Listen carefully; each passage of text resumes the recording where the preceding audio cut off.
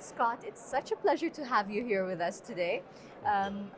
As you know, everybody here is talking about cybersecurity and the different areas of AI, the new challenges. Today, we're a step ahead. We're not just talking about protecting the space, we're talking about going to the future, anticipating what might happen, and then protect the current from the future. What does that mean in terms of the challenges for the experts in the field today? Well, thank you for having me. That's a great question. I mean, let's be honest, the experts, we're always playing catch up. It's always the adversaries that are at the forefront of technology and at the forefront of the attacks. And yeah, while we're trying to, conceptualize what they may do in the future, maybe we're wrong. Maybe we're right.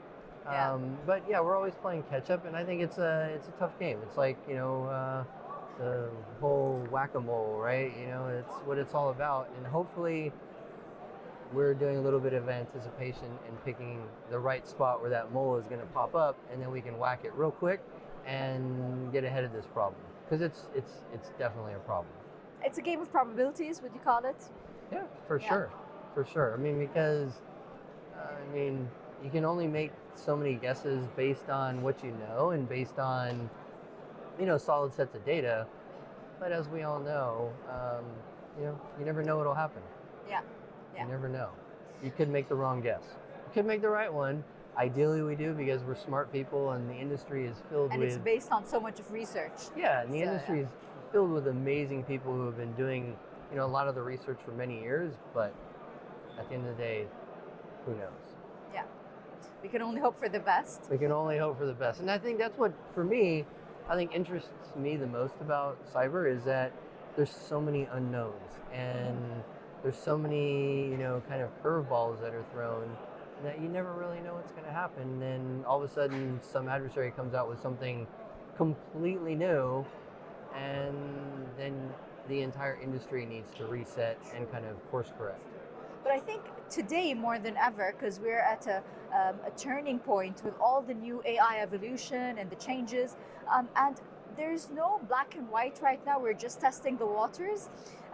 We're looking at the potential for productivity, efficiency, speed in processing, but at the same time, threats that we might not know are to what extent.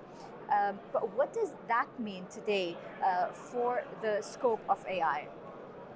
Well, I mean, the scope is unimaginable at this point, right? I think, I started my presentation with some of the pop cultural references of artificial intelligence. And so, some of that was people thinking back in the 90s. I think one of the movies was from the 60s, right? So, people were thinking about the use of artificial intelligence, for many years. And have we guessed right so far? Probably not. I think most of the movies are... To some extent, maybe. Yeah, to some extent, yeah, maybe. But it's a tough problem, and I think the possibilities are endless. But that's the good news, is it's endless on both sides, right? It's endless for the adversaries, but it's also endless for the defenders.